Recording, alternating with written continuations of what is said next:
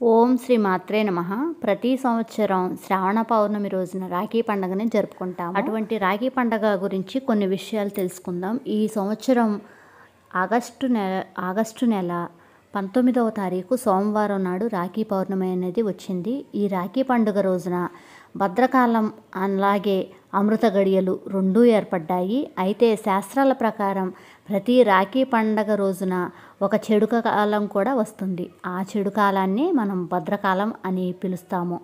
శాస్త్రాల ప్రకారం భద్రకాలంలో రాఖీ అనేది కట్టకూడదు. ఈ కాలంలో కనుక రాఖీ కడితే రాఖీ కట్టిన వారికి అలాగే రాఖీ కట్టించుకున్న వారికి కూడా చెడు జరిగే అవకాశం ఉంటుంది. ఎందుకంటే పూర్వం రావణాసురుడు చెల్లెలు భద్రకాలంలోనే రావణాసురుడికి రాఖీ కట్టిందంట. దీని కారణంగా రావణాసురుడు రాముని చేతిలో మరణించాడు.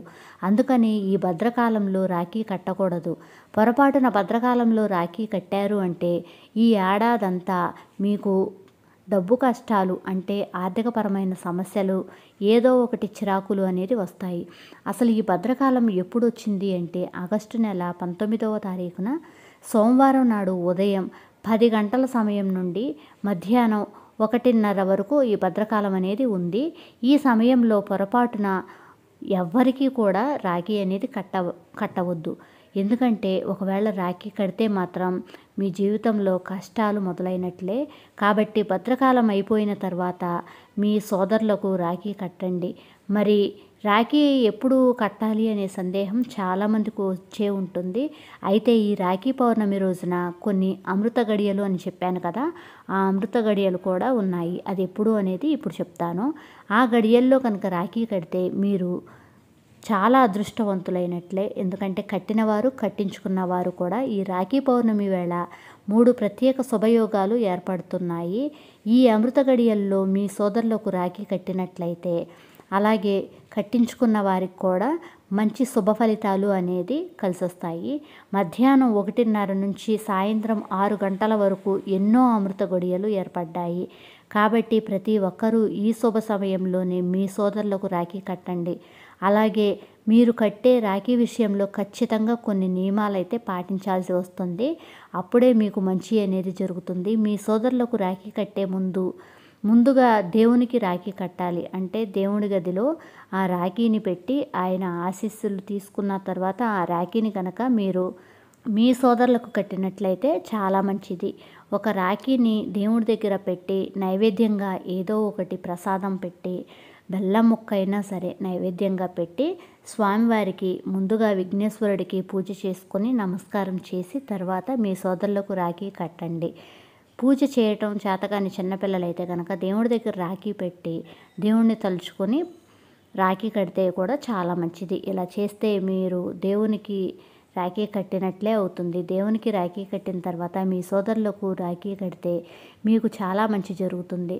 మీ సోదరులకు కుంకుమ బొట్టు పెట్టి రాఖీ కట్టాలి. రాఖీ కట్టేటప్పుడు ఖచ్చితంగా 3 ముళ్ళు వేయాలి. ఈ 3 ముళ్ళను బ్రహ్మ విష్ణు మహేశ్వరులకు చిహ్నాలుగా పరిగణిస్తారు. దేవుని బొమ్మలు ఉన్న రాఖీలను మాత్రం మీ సోదరులకు కట్టకండి. ఎందుకంటే మనం చేతులతో ఎన్నో రకాల పనులు చేస్తూ ఉంటాం కదా, అందుకు దేవతల విగ్రహాలు మన చేతుల్లో ఉండటం అంత మంచిది కాదు అని అర్థము.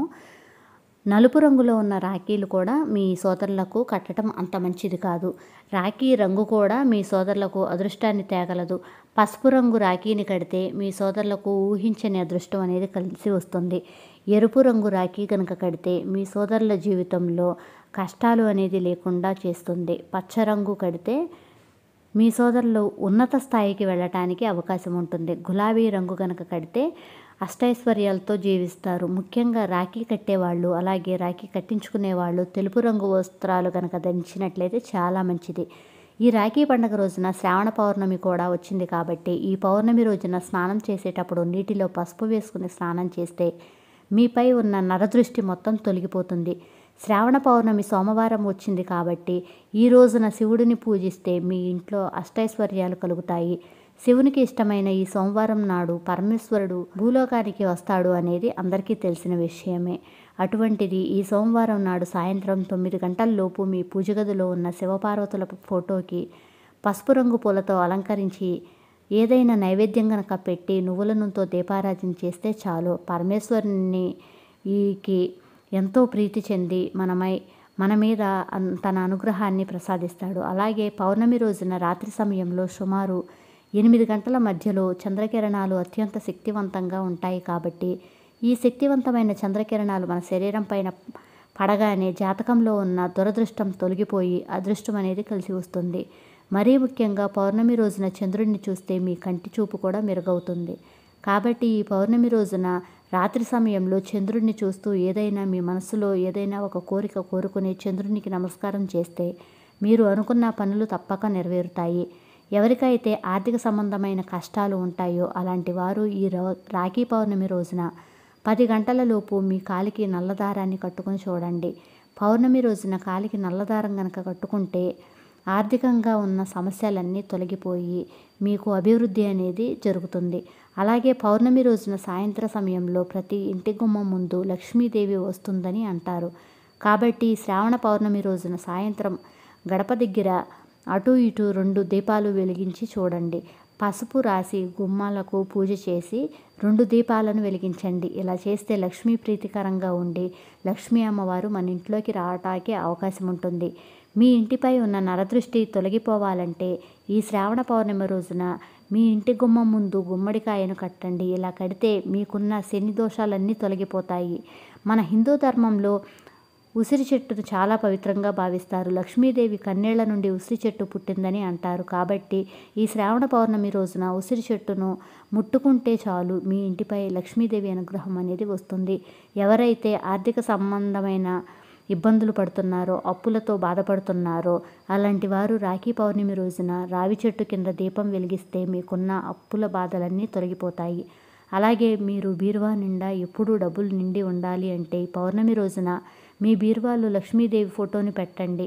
ఇలా పెడితే ముక్కోటి దేవతల ఆశీస్సుల వల్ల మీకు ధనం అనేది రెట్టింపు అయ్యే అవకాశం ఉంటుంది. అలాగే ఈ పౌర్ణమి రోజున శారీరకంగా దంపతులు కలవటం అనేది అంత మంచిది కాదు. శ్రావణ పౌర్ణమి రోజున మాంసం, ఉల్లిపాయ, వెల్లుల్లి వంటివి దూరంగా ఉంచితే చాలా మంచిది. అలాంటి వాటిని తీసుకోకుండా ఉంటే ఆ రోజు చాలా మంచిది. అలాగే పౌర్ణమి రోజున సర్పు, సబ్బులు లాంటివి కూడా కొనకూడదు. ఇంట్లో బూజులు లాంటివి కూడా దొరకకూడదు. ఇలాంటి కొన్ని నియమాలను పాటిస్తే శ్రావణ పౌర్ణమి మీకు అదృష్టాన్ని తీసుకువచ్చే పౌర్ణమిగా మారుతుంది. మీకు కనుక ఈ వీడియో నచ్చినట్లయితే ప్లీజ్ లైక్ చేయండి, షేర్ చేయండి, కామెంట్ చేయండి. Please subscribe my channel. Thank you for watching.